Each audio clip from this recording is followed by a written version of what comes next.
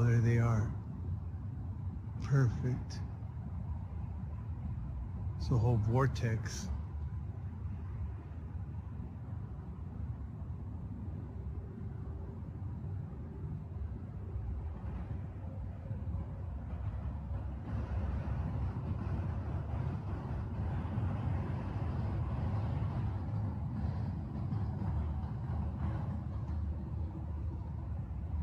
Get away from this light.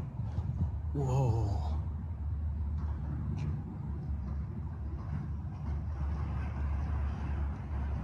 This is 4K video.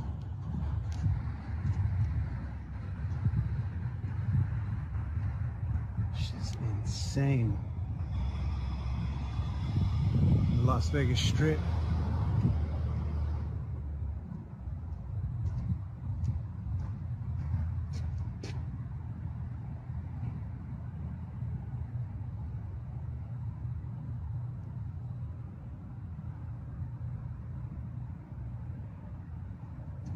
There they are.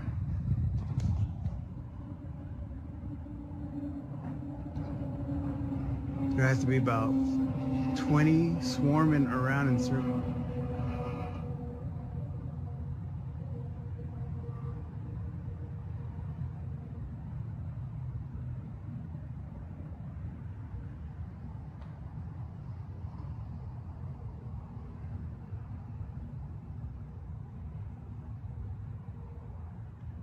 How bright they're getting.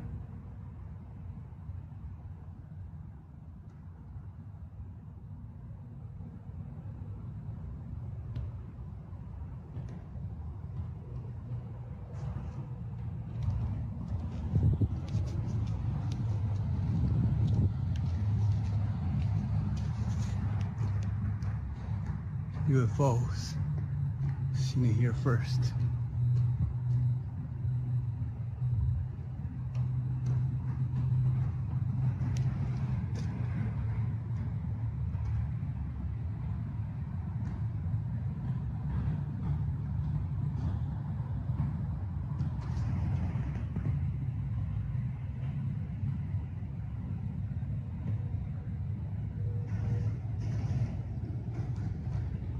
There's the tram. And of course, old Big Head, the Sphinx. Who is flying?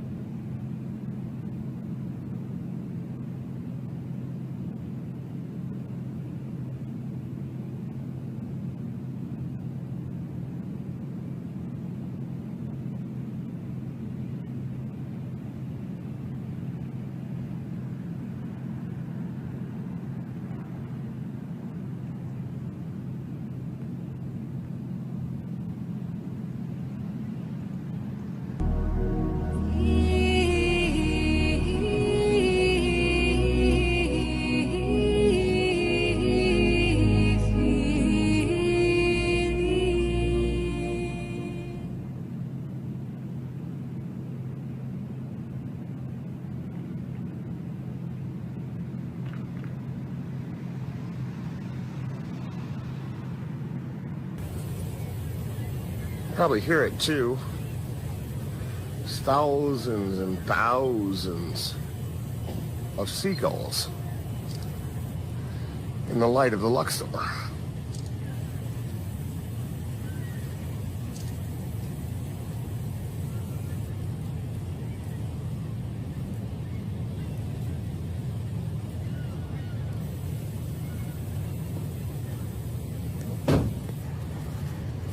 Now that I'm looking, I'm thinking of seagulls and bats, because there's a lot of smaller brownish looking bird things.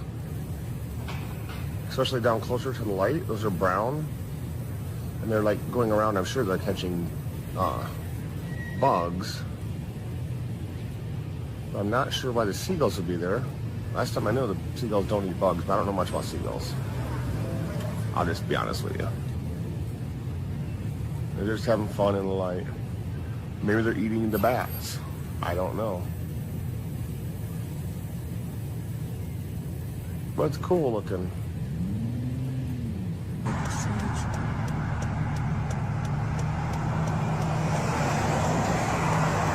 It is so weird. It's just creepy. Look at It's supposed to be it looks like water. I know, it's creepy. What is that? Is it bats? I don't know. Maybe some big fucking bats. That is fucking really strange.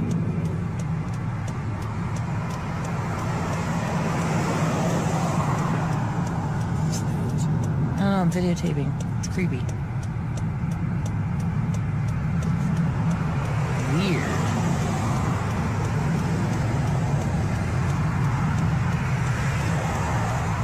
That is so creepy.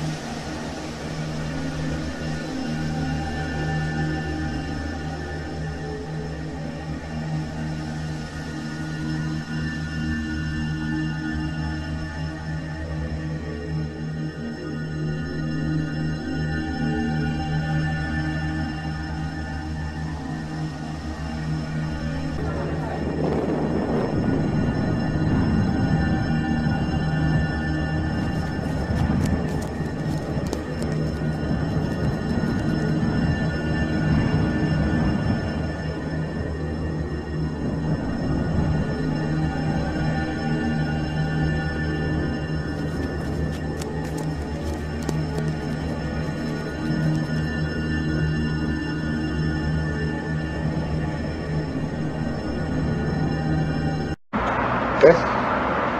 Tenemos... Abajo. Una línea. Sí, allá van. Pero eso se ve igual como un plato, cosa. Hija, mira, mira, mira, tu primer ovni. Mira el ovni, mira. Mira, mira, Abril, esto sí que es impresionante. Esposo, esa weá. No te pueden decir que... Mira, mira. Mira, hija. Mi amor, mira. Está escribiendo.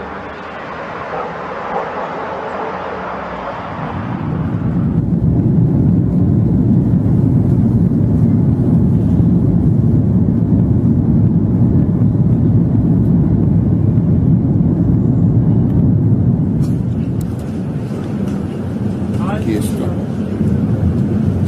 Tramo. Tramo nereye? Tramo está ahora. Oh, ¿dónde está? Fíjate tú, tramo ya fue tan rápido.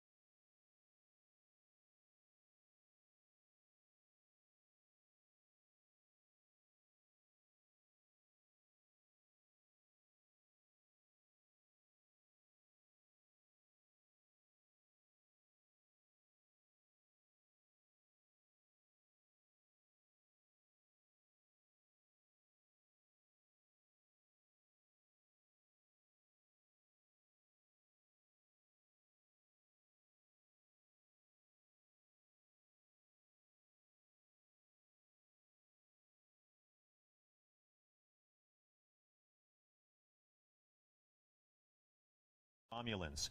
Joining me now is one of the legislators at that hearing, former senator and one-time presidential candidate, the one and only Mike Gravel, who represented the great state of Alaska for 22 years. Senator, welcome. What a pleasure it is to have you on Viewpoint. Thank you for having me. Thank you, sir. So let me start with the most obvious question. What got you involved in this particular hearing? Well, I was approached, first off, I'm like any other citizen who's well-read. I followed the UFO, the ET issues casually. But I was approached 2 weeks ago if I would be part of this hearing. And I sort of blew it off because I didn't really understand what the hearing was about. And I had other plans. But then another person who I had respect for briefed me more fully on what the hearing was about. And then I thought it would be an opportunity for me to spend 1 week, and of course preparation before the hearing, to become very knowledgeable about this subject, which is probably the most significant subject in our entire civilization, because it juxtaposes whether or not there's a force out there that we can identify with these sightings of saucers, you call it, whatever, and that force is observing the planet. And I've now, after the testimony and the research that I've done, I think that this hearing is extremely worthwhile, and there's no question about it that the government of the United States is in total denial of this. And of course, we've had several smoking guns to show that this denial is ridiculous. Well, you're not the only one who thinks that, sir. And of course, I appreciate any Americans who go about investigating this. I think it is a significant issue that too often the media cynically writes off as just a joke. I'm wondering, is this common to have independent citizen groups invite former legislators to come and do a congressional-style hearing? And did your experience, sir, in the Senate serve you well in preparation for this? Well, certainly my experience in the Senate did serve me well, and of course the other 5 members of the House certainly add to it. So we all have, in fact, I think the number is it's about 80 years of legislative experience on our side of the table. But we're all retired from public office, and yet we're obviously citizens interested in the public issues involved. So it's the first knowledge I have. That's why I didn't understand initially of this kind of a format. The reason for the format was that the group that's putting it on is the Paradigm Research Group. They wanted to be able to see if they could shame the Congress, so to speak, into having a hearing like this. I personally don't think it's going to happen. I think the Congress is not going to be interested in a subject like this. There's no political benefit, and there's political risk involved. So, but there's a new direction that this should go in, and this should go in towards a global, because this is a global issue, not just an American issue. The American government is the one that's most irresponsible in handling the subject, but it's a global issue, and we should have the United Nations, the General Assembly, form an agency and have a global conference of scientists that would focus on the issues involved. Sir, how specifically is the American government irresponsible in handling this issue?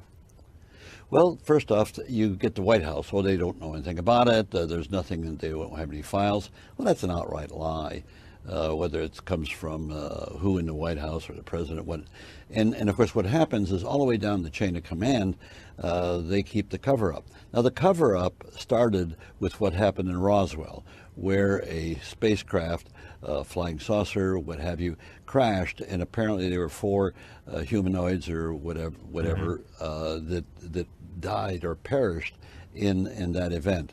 And right after that happened, within hours, the general involved, General Ramey, took charge of it and just began to shut everything down. It's classified, intimidating anybody and everybody that was involved, intimidating them and getting a lot of military personnel to sign non-disclosure agreements. Now, that's who we have been interviewing these last 3 days, and we got 2 more days to interview military personnel who were on the scene, who give direct first-hand testimony, and then the researchers and the scholars that have devoted their time and energy. So you got military personnel as high-ranking as lieutenant colonels and full bird colonels, and scholars who are steeped in the field and who have written numerous books on the subject. Well, Senator, I do appreciate you and your fellow legislators using your celebrity and renown to draw attention to this issue to pressure Congress to at least start talking about it. But I have to ask, are some of the other former Congress members just picking up a paycheck for this thing, or do you think they're genuinely concerned? No, they're generally concerned. Well, first off, the paycheck, stop and think. It's 5 days, 9 to 5 every day. So it's not what you call a high salary situation, but they covered all the expenses, and it's just reasonable. You know, you get the pundits that go out and speak and get $30,000, $40,000, $50,000, or a Henry Kissinger who gets $100 and some odd thousand a speech, or Ronald Reagan who goes to Japan and gets what, $2 million for one speech. So the money is incidental. Clearly, unless you're well endowed, and I'm not, and I don't think any of the other persons would be what I call wealthy. No, they're public citizens who have served and realized that this issue, and they came in very skeptically. There was nobody who was overwhelmingly convinced that this was a legitimate issue, and fearful of the issue, because, as you know, mainstream media by and large tries to marginalize people. Yes, they do. And call them a little kooky. And Indeed, well, they I was do. interviewed right off the beginning, and a person said, "Well, Senator, tell us about the little green men." Well, I don't know any little green men, and it was demeaning, and I was able to bring the person around, because what's at issue here is something we don't know, and that the government would cover it up. Now, we know why the government's covering it up, because we have several smoking guns. And I'll give you one of them as an example.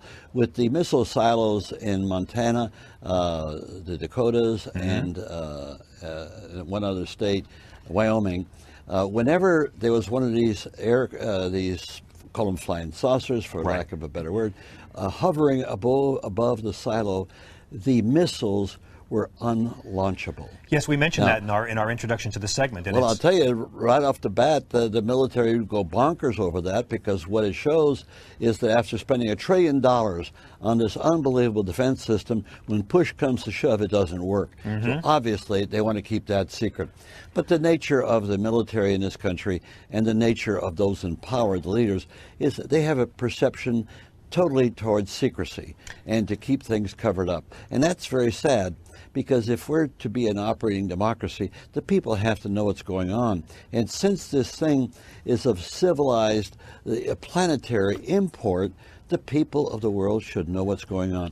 Most countries have been much more revealing on this subject, but the United States is the dark hole in this regard. Well, sir, I'm sorry we're out of time for this, but it's a pleasure to have you talking about it, an issue many Americans care about. Former Senator Mike Gravel, thank you for talking to us. And I want to tell you what a pleasure it was watching you debate for president back in 2000.